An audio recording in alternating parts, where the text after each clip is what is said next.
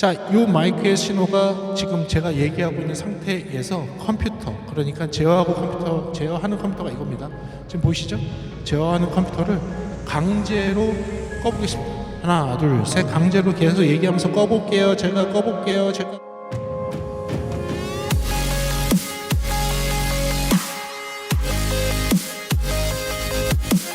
네, 안녕하십니까 여러분. 프리비전스 김도원입니다. 오늘은요 여러분들께 특별한 장비를 하나 소개를 해드리려고 합니다. 이 장비는 저희한테는 굉장히 익숙한 장비이고 이 회사의 이름을 들으시면 여러분들이 익숙한 회사는 맞습니다. 그런데 이 장비를 도대체 어디에 써야 되는지 몰라서 많은 사람들이 못 쓰고 있는 그런 장비이기도 해요. 그래서 오늘의 영상은요, 장단점을 이야기하는 그런 리뷰 영상이라기보다는요, 이 장비를 어디에 활용하면 정말 좋을 것 같다라는 제 아이디어와 생각이 있어서 그거를 실질적으로 적용을 해서 사용도 해봤고, 그 사용하는 방법에 대해서 영상을 만들어서 여러분들께 좀 알려드리는 그런 시간이 될 것 같습니다. 그래요, 좋습니다. 오늘은 오디오 인터페이스를 소개해 드리는 건데요, 특별한 오디오 인터페이스입니다. 여기 보이는 거는 UAD사에서 나오는 X16D입니다. 이 X16D가 왜 일반인들이 쓰기가 좀 그러냐? 지금 사이즈를 딱 봤을 때는 어떻습니까? 이 정도 사이즈면 16이라는 말이 써 있으면 16 입력에 16 출력 정도 되지 않을까? 그렇죠? X16, X8, X6 이런 것들이 있으니까 그 정도 되지 않을까 하는데 뒤를 보게 되면 이렇게 뒤에는 AS EBU 인풋과 아웃풋, 그리고서는 아날로그 출력 두 개만 보입니다. 이런데 뭐 이렇게 커야 돼? 네, 그거 외에 두 개가 더 있죠. 네트워크 포트 두 개가 있습니다.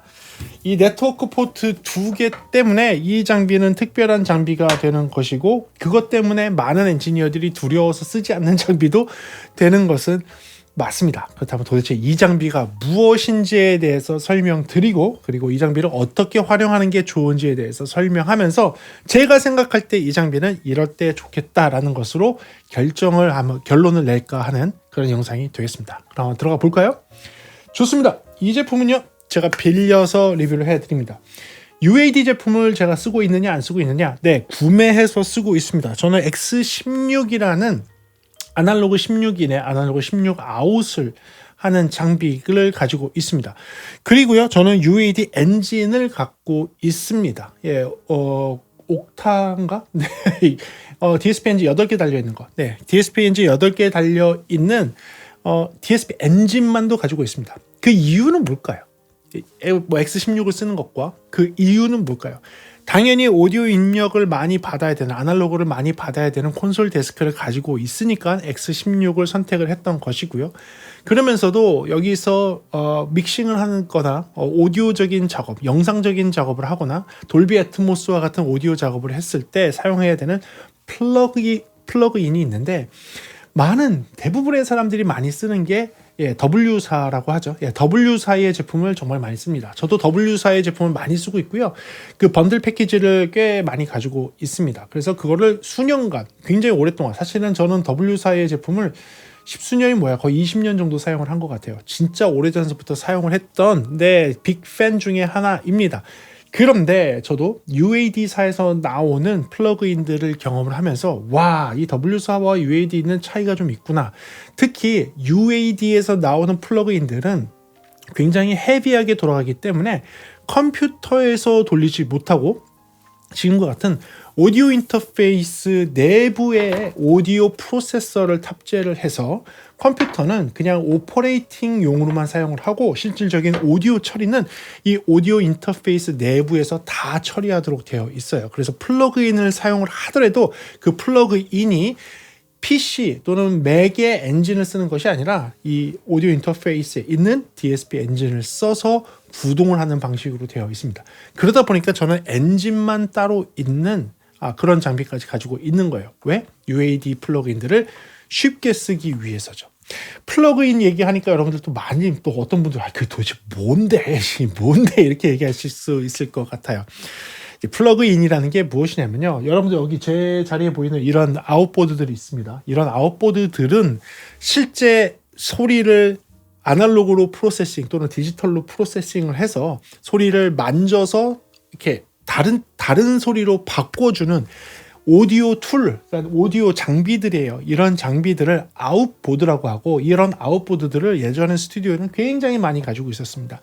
스튜디오뿐만이 아니라 라이브 오퍼레이팅을 하는 라이브 엔지니어들도 이런 렉에 정말 그런 장비들, 아웃보드라고 하는 장비를 쫙 꽂아놓고 오디오 프로세싱이 필요할 때에는 패칭을 해서, 패칭을 한다고 합니다. 오디오 신호를 패칭을 해서 인서트 포인트로 집어 넣어서 그런 프로세서들을 걸은 다음에 오디오를 처리를 하고, 그게 송출이 되게 하거나 녹음이 되게 하거나 아니면 믹싱이 되게 하는 그런 것들을 사용을 했었어요. 이게 순수하게 아날로그로 신호를 처리하는 방식이었죠.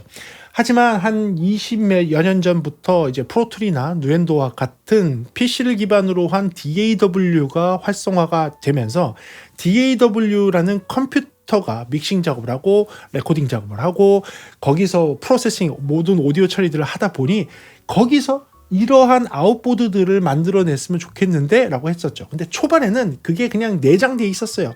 프로툴이건 아니면 뭐 누엔도건 그 내부에 있는 EQ나 컴프나 게이트를 써서 사용을 했었습니다. 그런데 누군가가 아이디어를 낸 거죠. 이런 아웃보드들 너무 좋잖아. 이런 소리를 에뮬레이트해서, 그러니까 가상으로 그 소리와 동일하게 나올 수 있도록 프로그램적으로, 그러니까 코딩으로 비슷하게 만들어서 내부에 집어넣자. 그런 소프트웨어에 얹어서 쓸 수 있게 하자. 마치 아날로그 콘솔에서 인서트 포인트에 저런 아웃보드들을 끼워 넣는 것처럼 우리도 그 DAW 채널에다가 인서트로 그런 장비를 집어넣을 수 있도록 하자라고 한 게 플러그인이에요. 플러그에서 집어넣는다. 그래서 플러그인입니다. 이 플러그인의 역사를 따지면 진짜 25년, 30년 정도 가까이 되는 거예요. 그 정도로 오래전서부터 플러그인이라는 게 존재를 했고, 그 플러그인이 발달하다 보니까 지금은 녹음 시장에서는 플러그인 없이 믹싱을 한다, 플러그인 없이 녹음을 한다, 플러그인 없이 무언가의 오디오 처리를 한다라는 거는 기대할 수 없을 정도로 그냥 무조건 플러그인은 사용하는 그런 시대가 됐습니다. 근데 이제 세상이 좀 바뀌다 보니까 플러그인에 대해서 그 음질이 조금 못 쫓아오는 거 아니야? 라고 해서 최근에는 다시 이러한 아날로그 장비를 직접 쓰는 방식으로 바뀌고 있어요. 그래서 그런 거를 저희들이 이렇게 표현하자. 하이브리드 시스템이다. 그러니까 디지털로 프로세싱하고 디지털로 믹싱을 하는 것 같지만 잠깐 아날로그 장비를 거쳐서 다시 프로세싱을 하거나 다시 믹싱을 하거나 할 수 있도록 하는, 아날로그와 디지털이 교묘하게 겹치는 시스템을 하이브리드 시스템이라고 해서 저희들 최근에 사용합니다. 그게 플러그인이에요. 그런 플러그인을 구동을 하려면요, 여러분들 CPU를 사용을 하거나 또는 이렇게 안에 DSP, 디지털 시그널 프로세서를 내장한 이러한 오디오 장비가 있어야지 그 프로세서를 구동할 수 있습니다.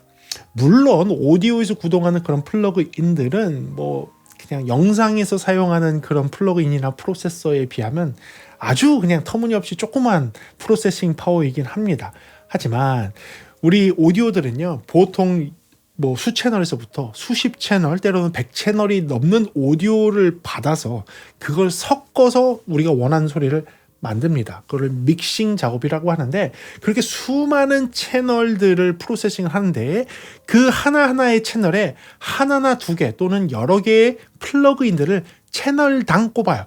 그렇게 되면 믹싱을 하거나 여러 가지 프로세싱을 해서 무슨 오디오 작업을 할 때 플러그인의 사용 수가 수십 개에서 많게는 수백 개를 쓸 때도 있습니다. 그러니까 CPU만 놓고 한 프로세서만 놓고 봤을 때는 얼마 안 걸리는 프로세싱 파워지만 그게 쌓이고 채널별로 쌓이고 각 채널에 3개, 4개, 5개씩 집어넣다 보면 그 프로세싱 파워를 컴퓨터가 감당하지 못하게 되는 것이죠.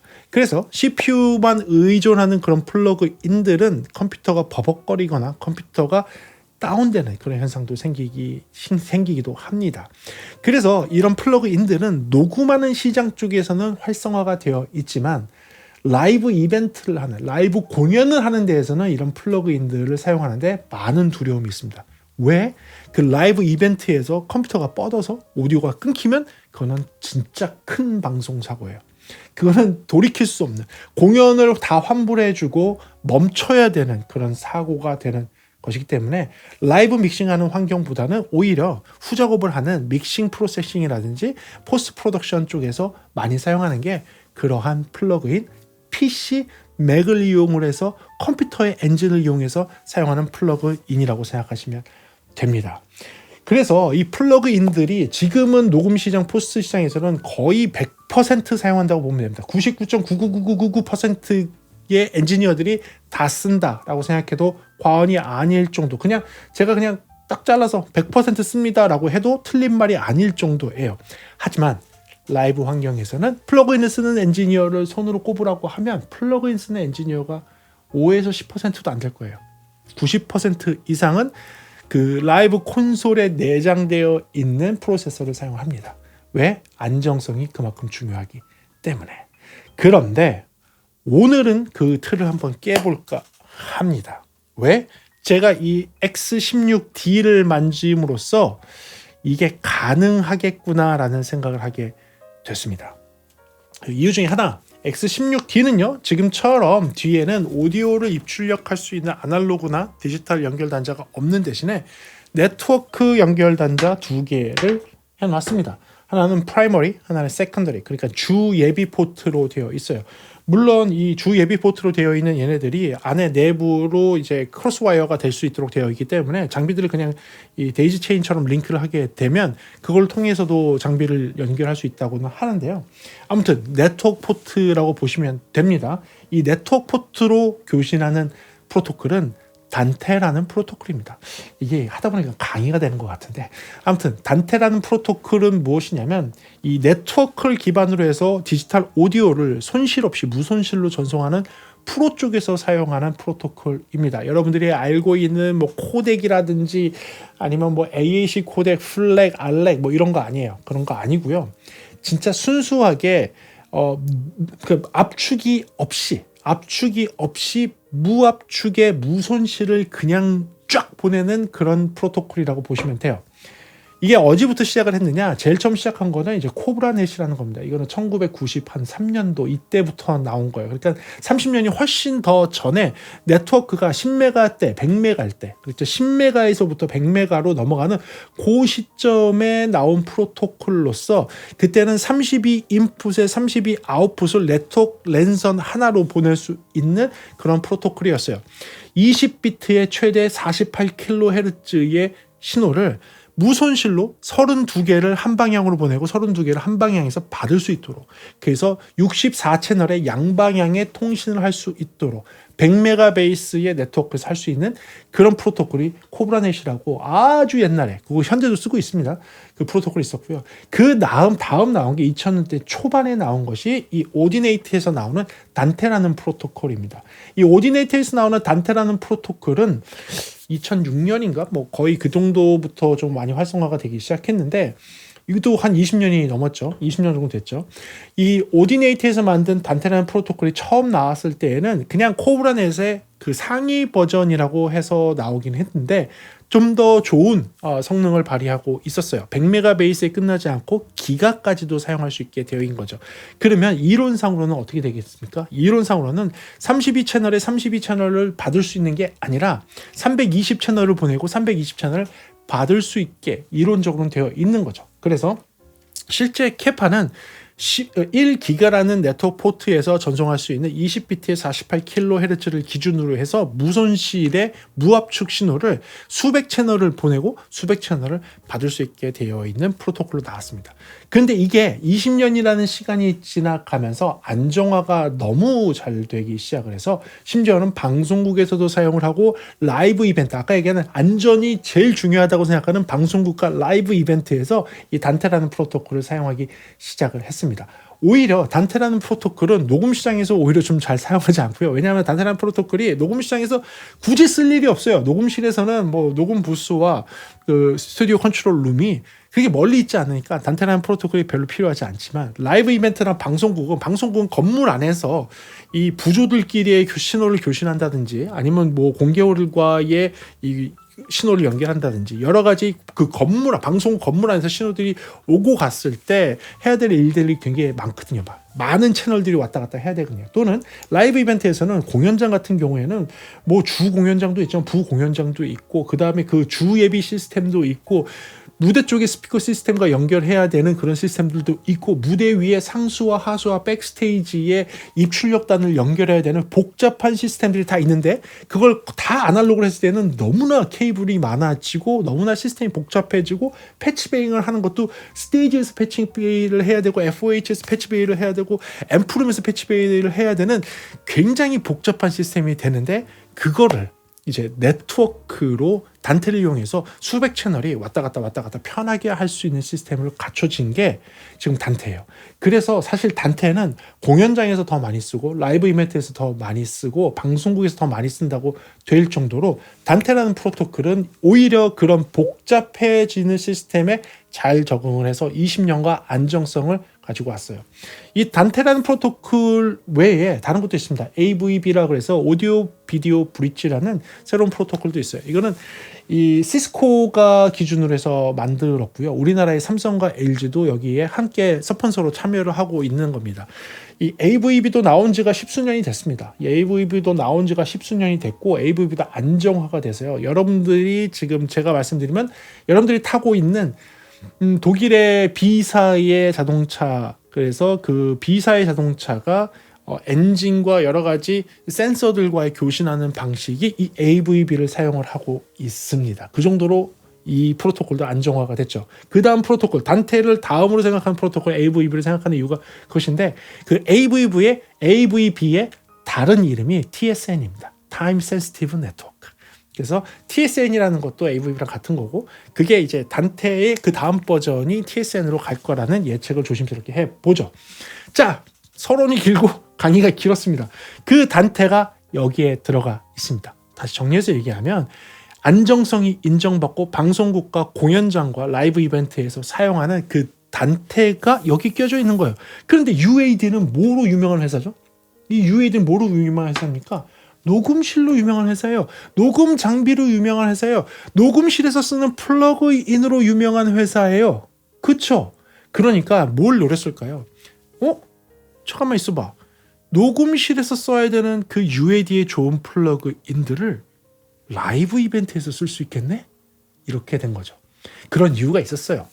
사실은 아까도 설명드렸던 그 W를 시작하는 그 회사가 라이브 이벤트에 사용하는 아주 대형 콘솔 회사들과 협업을 맺고선 자기네 플러그인들을 쉽게 연결해서 쓸 수 있는 서버 형태를 만들어냈습니다.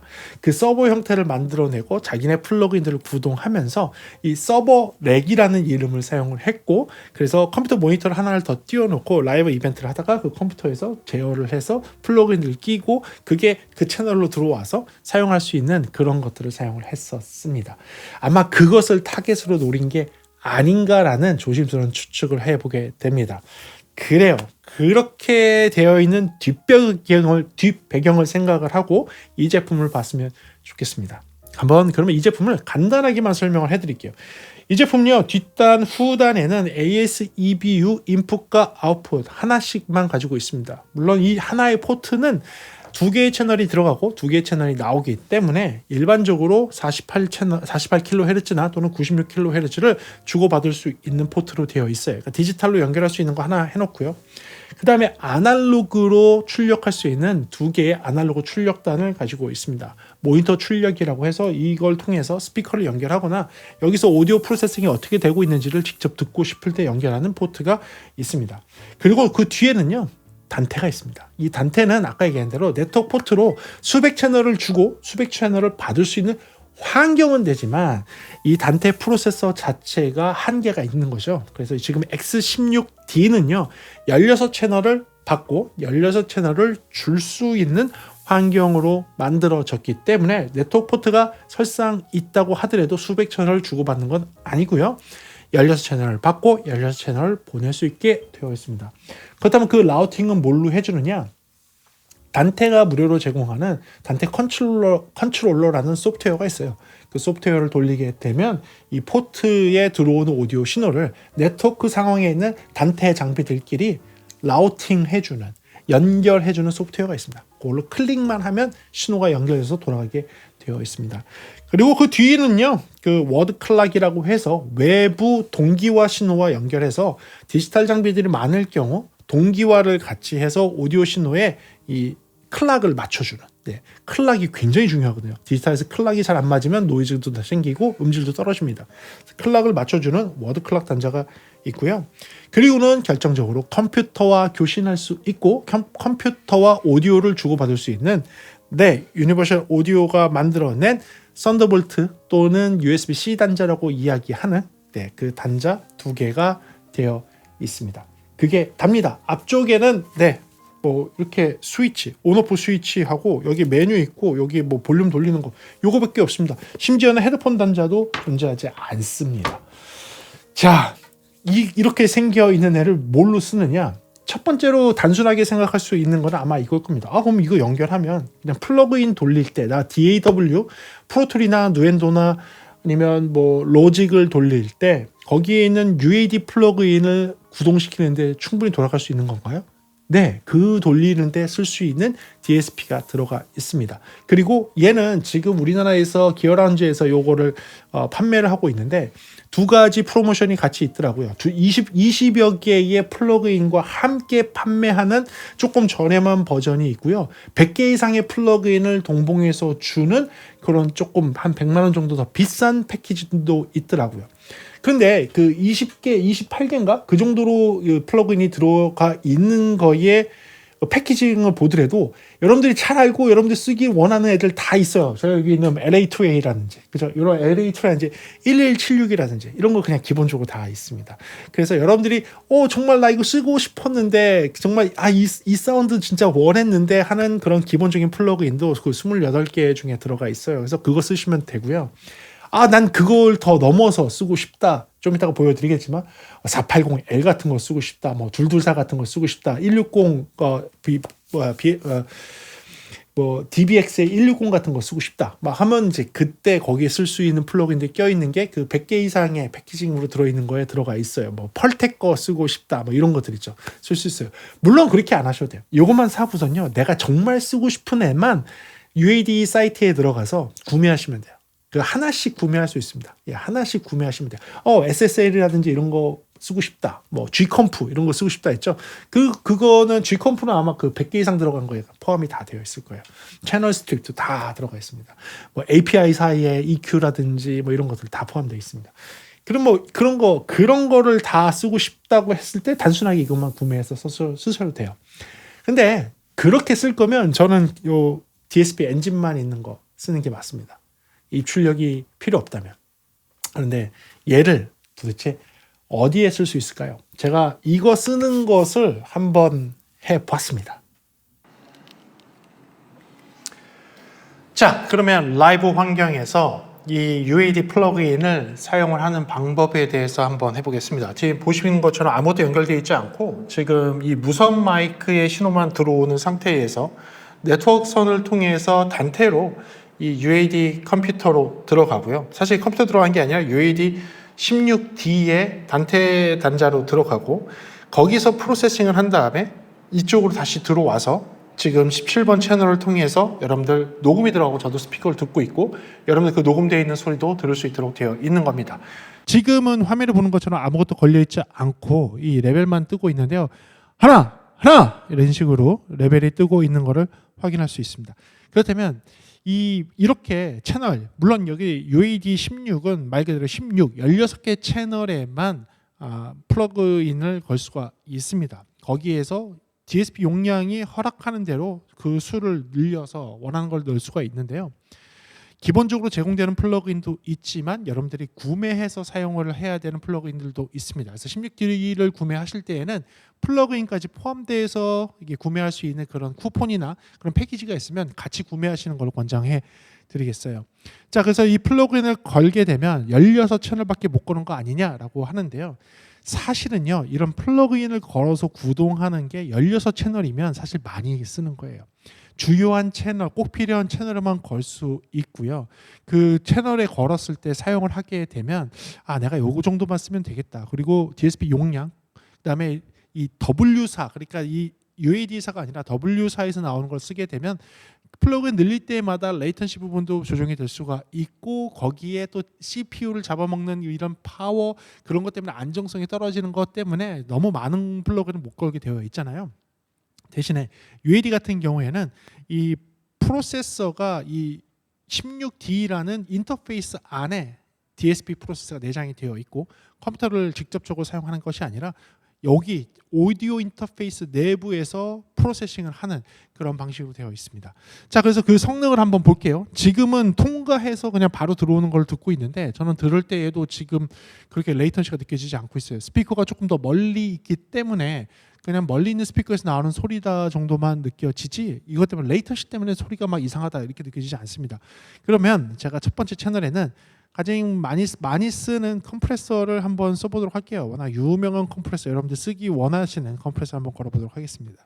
그래요. LA2A 레가시를 한번 걸어서 프로세싱이 어떻게 되고 있는지를 한번 보도록 할게요. 자, 프로세싱에서 EQ가 이런 식으로 살살살살 먹힐 수 있게 이렇게 살살살살 먹힐 수 있게 해놓고요. 요거에 맞춰서 볼륨도 조금 올려서 여러분들이 좀 듣기 좋도록 한번 해보겠습니다. 자, 그래서 이렇게 볼륨이 올라가 있는 상태, 컴프레서가 동작하는 상태가 되기 때문에 마이크를 이렇게 조금 멀리 사용을 할 때에는 그대로 뭐 적용이 돼서 잘 쓸 수 있게 그냥 컴프레서가 잘 동작하지 않는 상태에 의해서 그냥 뭐 순수하게 되는 걸로 들릴 수 있고요. 마이크를 좀 가까이 대고 목소리가 커지면 지금처럼 컴프레서가 동작하면서 어느 정도 안정적인 레벨을 유지할 수 있도록 노력하는 거죠. 그래서 작은 목소리를 얘기할 때라든지 큰 목소리를 얘기할 때라든지 오디오 레벨은 항상 비슷할 수 있도록 하는 거죠. 이게 컴프레서의 맛 아니겠습니까? 그래서 큰 소리로 막 얘기를 하더라도 사실은 지금 들어보면 스피커에서 나오는 소리가 안정적으로 들려요. 여러분들도 지금 이 녹음되는 소리를 직접 듣고 있을 테니까 안정적으로 들리는 거를 보실 수 있을 거예요. 컴프레서도 지금 그렇게 동작하고 있거든요. 제가 목소리가 커지고 심지어는 크게 얘기하더라도 여러분들 안정적인 레벨을 안정적인 레벨을 유지하는 것을 볼 수 있습니다. 자, 여기에다가 뭐 하나 또 걸어볼까요? 여기에다가 그렇다면 아주 유명한 뭐 EQ, 제가 되게 좋아하는 EQ를 한번 걸어보도록 하겠습니다. 저는 요 API사의 550A를 굉장히 좋아해요. 그래서 얘를 걸어서 약간 좀 이렇게 고음을 찰랑찰랑하게 시원하게 들릴 수도 있게 하고요. 저음을 살짝 빼갖고 이 저음 목소리에서 생기는 럼블도 제거할 수 있습니다. 여러분들 어떻게 들릴지 모르겠지만 API를 통해서 이런 EQ 같은 거 넣을 수 있고요. 뭐 과하게 한번 걸어볼까요? 과하게 걸면 이렇게 아주 찰랑거리게도 만들 수 있고요. 이렇게 아주 덜하게도 만들 수 있습니다. 뭐 요거 외에도 또 걸 수 있는 것들은 걸 수가 있겠죠. 여러분들 확실하게 걸렸다라고 느껴지는 거를 걸어보도록 하겠습니다. 여러분들 확실하게 야 이건 걸렸구나. 예, 그렇다면 오토 튠이겠죠. 네. 그래서 오토 튠을 걸어 놓고요. 이 오토 튠이 확실하게 동작할 수 있도록 플렉스 튠을 빼고 내추럴 비브라토도 빼고 네. 이거 비브라토 넣지 맙시다. 아예 걸지도 않고 네. 휴머나이즈도 빼고 지금 상태에서 맥스로 리튠을 실시간으로 할 수 있도록 한번 해 보겠습니다. 바이패스 하면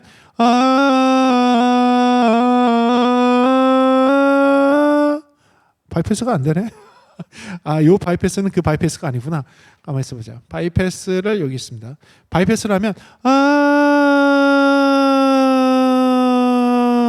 이런 식으로 되는 애를 집어넣으면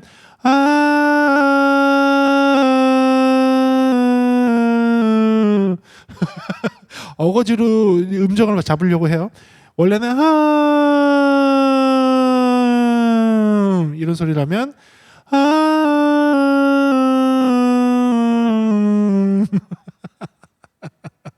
네, 아무튼 이 기능까지 들어가 있는 걸 확인을 할 수가 있습니다.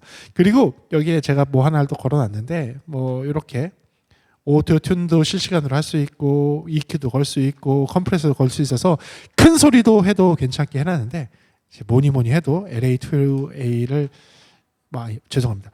UAD를 쓰는 이유는 바로 이거겠죠. 네, 그렇습니다. 렉시콘 프로세서를 쓸 수 있다는 겁니다.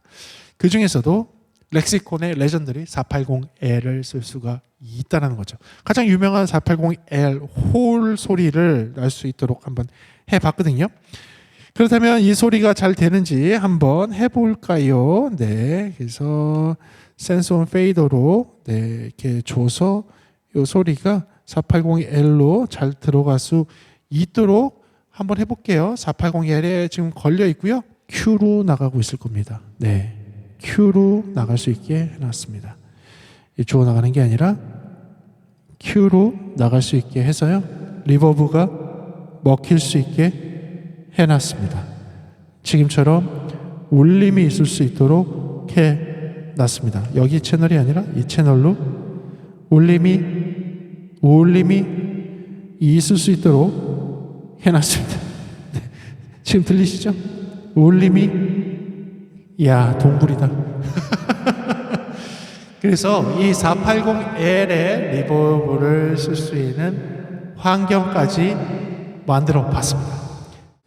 오늘 줄리안 쇼 그 공연이 있습니다. 내한 공연이 있는데 그렇기 때문에 세팅이 좀 들어갔어요. 물론 재즈 세팅이라서 조금 다르기는 한데 지금 주는 지금 피아노입니다. 예, 주는 피아노에서 이 피아노는 지금 보시는 것처럼 피아노 마이킹은 얼스워크에서 나오는 피아노 마이크 있습니다. 2채널짜리 피아노 마이크 여기 있는 거 지금 사용을 하고 있고요.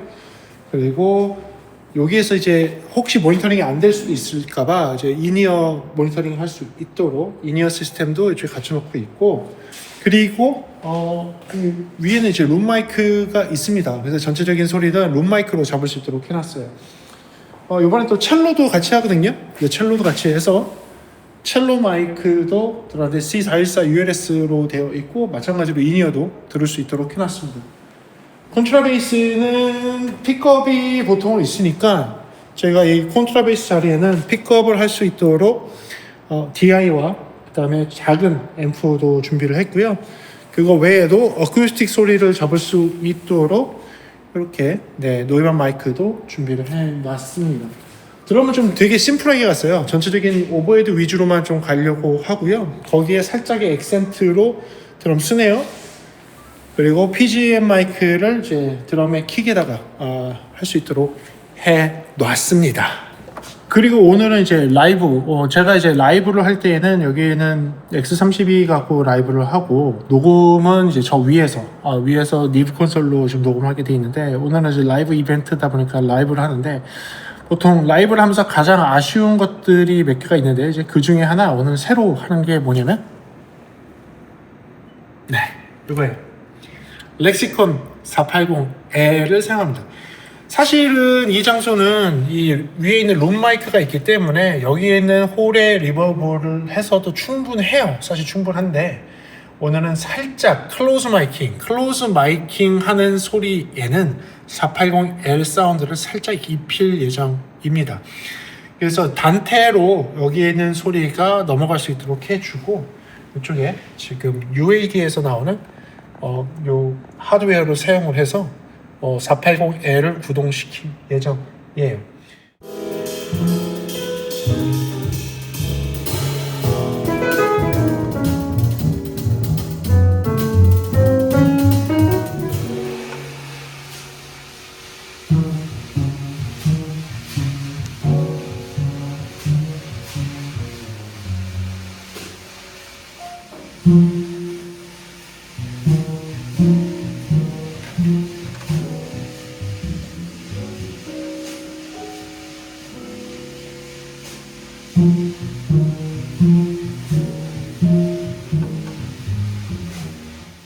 저는 이거 쓰는 거를 갖다가 그냥 간단하게 지금 제가 있는 환경 X30이라는 베링거의 아주 저렴한 콘솔이에요. 예, 아주 저렴한 콘솔에서 단테 카드를 통해서 교신을 하게 하고 그 단테 카드로 교신을 하면서 이 장비로 신호가 들어왔다가 나가면서 오디오 처리가 되고 EQ가 먹고 컴프레서가 먹고 하는 거 실시간으로 할 수 있는 거를 보여드린 거예요.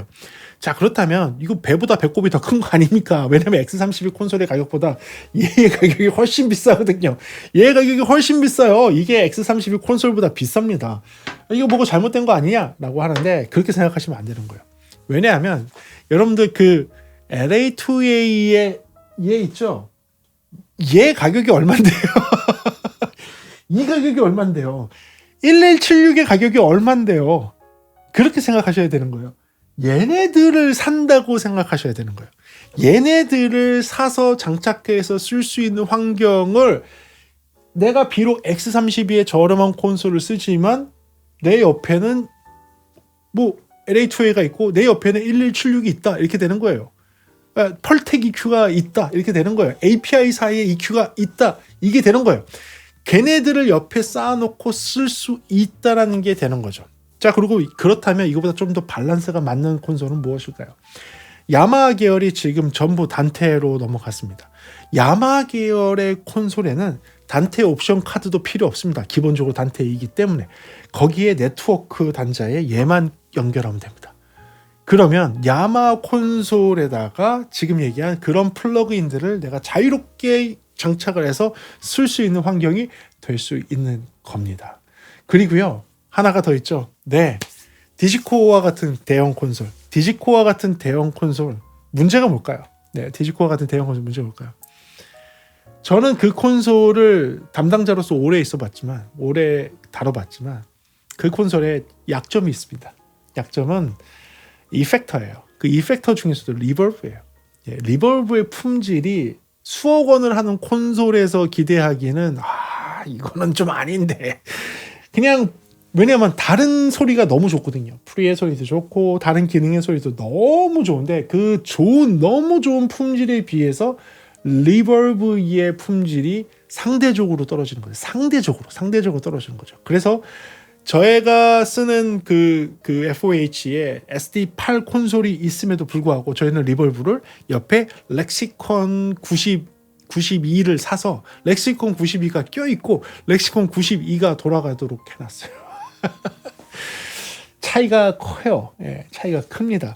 뭐 이런 거 경험하신 분들이 있을 거예요. 지금 디지코라는 콘솔이 라이브 콘솔계에서는 뭐 거의 원탑에 들어가고 뭐 수억 원을 하니까 제일 싼 게 수천만 원이고 보통 수억 원대를 하니까 다 생각하실 거예요. 그렇다면 그런 수억 원대 콘솔을 쓰시는 분들에게 뭐 400만 원, 500만 원짜리 얘가 뭐 그렇게 비싸다고 느껴질까요? 아니라는 거죠.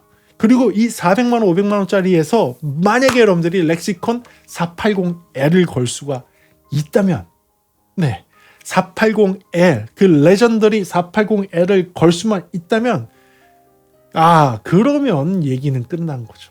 사실 지금 중고로 찾아서 480L이 멀쩡하게 동작되고 노이즈 없고 잘 되는 애를 찾기 힘든 거 아시죠? 480에 오리지널을 찾기 힘든 거 아시죠?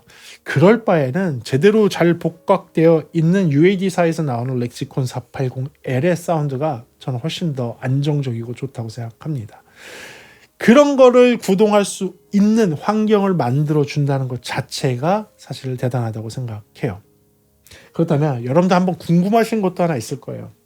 궁금하신 거. 라이브 환경에서 제일 중요한 게 뭐냐? 그렇죠? 이벤트에서 제일 중요한 게 뭐냐? 공연장에서 제일 중요한 게 뭐냐? 안정성입니다.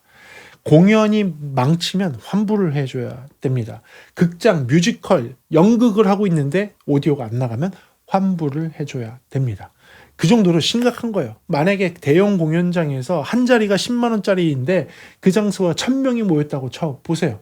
그러면 어마어마한 손실이 될 수 있는 한순간의 실수, 한순간의 오류, 한순간의 오작동이 엄청난 피해로 올 수 있는 것입니다. 그래서 그 안정성 테스트를 한번 해봤습니다. 이렇게 했을 때의 장점은 컴퓨터가 죽더라도 얘만 켜있으면 그대로 기존에 있던 세팅을 유지하면서 운영할 수가 있습니다. 그게 굉장히 큰 차이예요. 자, 그렇다면 여러분들이 궁금해하실 게 있겠죠. 이 컴퓨터가 죽으면 어떻게 됩니까? 이 컴퓨터가 죽으면 다 끝나는 겁니까? 네. 그래서 이 컴퓨터가 죽었을 때를 한번 연출해 보도록 하겠습니다. 자, 그러면 컴퓨터를 강제로 껐을 때 어떤 상황이 벌어지는지를 보여드리겠습니다. 자, 제 자리에 왔고요. 지금 이 컴퓨터를 통해서 480L의 소리가 들어오는 자리가 있고, 그리고 이게 지금 여기에 들어오는 마이크 소리는 이 마이크가 요 UAD, 여기에 있는 UAD 프로세서를 통과를 해서 들어오는 소리가 여기입니다. 만약에 이 컴퓨터가 꺼진다면 이 오디오가 끊길지 안 끊길지, 그 녹음이 멈출지 안 멈출지, 그리고 꺼지는 순간에 오디오가 끊길지 안 끊길지가 궁금하시잖아요. 그게 실제로 어떻게 되는지 한번 해보도록 하겠습니다. 저는 지금처럼 마이크를 계속 들고서 이야기하면서 여러분들과 함께 이 컴퓨터를 꺼보도록 하겠습니다. 실제로 오디오가 끊기는지 제가 계속 얘기를 하면서 할게요. 자, 이제 컴퓨터를 진짜로 끄겠습니다. 이 컴퓨터로 구동되는 거 아니에요. 이 컴퓨터로 구동되고 있어요. 이 컴퓨터로 구동되고 있고, 여기에 UAD 프로세서가 여기 밑에 있습니다. 제가 진짜 무식한 방법으로 하겠습니다. 콘솔 켜있죠? 콘솔 켜있고 제 마이크 소리 들어옵니다. 지금 보시는 것처럼 마이크 소리 들어오고요. 지금 상태에서 자 봅시다. 480의 소리도 들어오고요. 그리고 리버브 소리 들어오고 좀 잘 나가고 있습니다. 여러분들도 울림으로 들릴 거예요. 자, 이 마이크의 신호가 지금 제가 얘기하고 있는 상태에서 컴퓨터, 그러니까 제어하는 컴퓨터가 이겁니다. 지금 보이시죠? 제어하는 컴퓨터를 강제로 꺼보겠습니다. 하나, 둘, 셋, 강제로 계속 얘기하면서 꺼볼게요. 제가 꺼볼게요. 예, 꺼버렸습니다. 지금 꺼버렸습니다. 완전히 꺼버렸어요. 지금 말을 끊기지 않은 상태에서 컴퓨터 꺼버렸죠. 꺼버렸지만 여러분들 어떻게 들리시나요? 지금 여기에 있는 마이크 신호도 잘 넘어오고 있고요. 그리고 지금 이 리버브 신호도 잘 넘어오고 있고, 여러분들은 리버브가 들어가 있는 소리를 듣고 계십니다. 근데 지금처럼 지금 꺼져 있는데 동작을 잘합니다. 동작을 잘해요. 그러니까 컴퓨터의 불안정성, 컴퓨터가 문제가 있어서 꺼지는 경우, 블루 스크린으로 가는 경우, 원하지 않는 윈도우 업데이트를 하는 경우, 그런 경우에도 소리가 잘 나는 그런 환경을 만들 수 있다는 것입니다. 그래요. 이 장비는 꺼져도 돌아갑니다. 그렇죠. 항상 문제가 발생되는 것은 컴퓨터, PC 이 계열입니다. 여러분들이 쓰고 있는 오퍼레이팅 시스템에, 그 오퍼레이팅 시스템에 순수하게 아무것도 깔지 않고 이것만 오퍼레이팅 하려고만 만들어 놓은 컴퓨터라 하더라도 가끔씩 윈도우 업데이트 하면서 뻑이 나잖아요. 그렇죠? 여기 절대 깔지 마. 이 컴퓨터는 무조건 이 방송용으로 쓰는 거니까 절대 깔지 말고 여기 아무것도 건들지 마 하더라도 가끔씩 오류가 나고, 가끔씩 파란 화면 나오고, 가끔씩 컴퓨터가 멈추는 일이 발생하죠. 그래도 어떻게 되죠? Show must go on입니다. 쇼는 무조건 진행돼야 돼요. 맞습니다. DSP 엔진이 여기 있고 오디오 처리를 여기서 하기 때문에 쇼는 계속 될 수 있는 환경을 만들어 줄 수 있습니다. 물론 한 가지 말씀드릴게요. 껐다가 다시 켜서, 컴퓨터를 부랴부랴 다시 켜서 붙이려고 하잖아요. 그러면 그때 오디오가 잠깐 끊겼다가 붙습니다. 그런 단점이 있어요. 그래서 저라면 쇼가 끝날 때까지 건들지 않고 최대한 지금에 있는 환경에서 쇼를 잘 할 수 있도록, 오디오가 끊기는 일은 없고 거기 내가 적용되어 있던 플러그인이 오동작할 일은 없어요. 계속 유지가 되고 있어요. 그러니까 컴퓨터로 마지막에 조정을 했던 그 세팅이 남아있는 상태에서 계속 돌아가는 거고요. 여러분들의 오퍼레이팅은 콘솔에서 그냥 하시면 되는 거죠. 그리고 쇼가 끝나고 나서 컴퓨터를 리부팅하면 제대로 다시 붙여서 쓸 수 있는 그런 환경이 되는 것을 확인했습니다. 그러니까 컴퓨터가 꺼지는 순간에는 얘는 소리가 끊어지지 않고 잘 돌아갔지만, 컴퓨터가 리부팅을 해서 컴퓨터가 다시 얘를 잡는 순간, 그 순간에 한 5초 정도 소리가 끊겨요. 그러니까 그런 위험 부담이 있으면 안 되니까 그거는 단점을 생각하시고, 그거는 공연이 사고가 터진 후 공연이 끝난 다음에 리커버리 복구를 하면서 재정비를 하시는 것을 권장해 드릴게요. 그래요. 그래서 오늘은요, 사실은 이렇게 한번 좀 특이한 장비를 여러분께 한번 소개하면서, 저도 이렇게 된다면 이거 당장 제가 있는 교회에다가 적용하면 진짜 좋겠다. 이게 정말 딱 필요한 거네. 이거 적용하면 그냥 무조건 날아다닐 수 있다. 엔지니어가 날아다닐 수 있다. 라는 장비가 될 것 같아요. 비록 16채널까지만 사용할 수밖에 없지만 그 16채널이 16패스라는 얘기거든요. 근데 그 패스를 내가 디지코 콘솔, 내가 사용하는 콘솔에서 적어도 인서트 포인트에 16개 인서트 포인트, 주요 인서트 포인트에 걸 수 있다는 거. 그리고 그거 외에도 제일 중요한 건 480L과 같은 진짜 레전더리 이펙트 같은 애를 딱 하니 걸 수 있다는 거. 그리고 지금에 나와 있는 AI로 구동되는 새로운 플러그인들도 그냥 넣어서 구동시킬 수 있다는 거. 그런 것만 되더라도 사실은 충분한 가치가 있다고 보거든요. 특히 저는 개인적으로 480L만 걸 수 있어도 그냥 살 것 같아요. 그냥 사서 야씨, 야, 네가 쓰는 콘솔이 수천만 원, 수억짜리야. 근데 이펙트 그 수준밖에 안 돼? 야, 이거 써, 그냥 이거. 저는 그렇게 권장해드리고 싶습니다. 그래서 한번 이게 UAD사에서 나오는 X16D를 리뷰 아닌 리뷰, 그러면 사용기 아닌 사용기, 그리고 험난하게 한번 전원까지 빼가면서 잘 구동되는지를 한번 봤습니다. 제 결론은요. 충분히 라이브에서 쓸 수 있다. 그리고 충분히 그 가치가 있다랍니다. 물론 X32와 같은 저가 콘솔에 거는 거는 배보다 배꼽이 더 큰 거지만 그래도 만약에 내가 렉시콘 480L을 쓸 수 있다면 투자해볼만 합니다. 그래요. 오늘은 이렇게 한번 영상을 한번 찍어 봤습니다. 오늘 영상도 여러분들한테 조금 도움되는 영상이었길 바라고요. 네, 다음 시간에 조금 더 재미있는 음향 이야기나 리뷰로 돌아올 수 있도록 하겠습니다. 오늘 시청해주셔서 감사하고요. 지금까지 프리비전스였습니다. 감사합니다.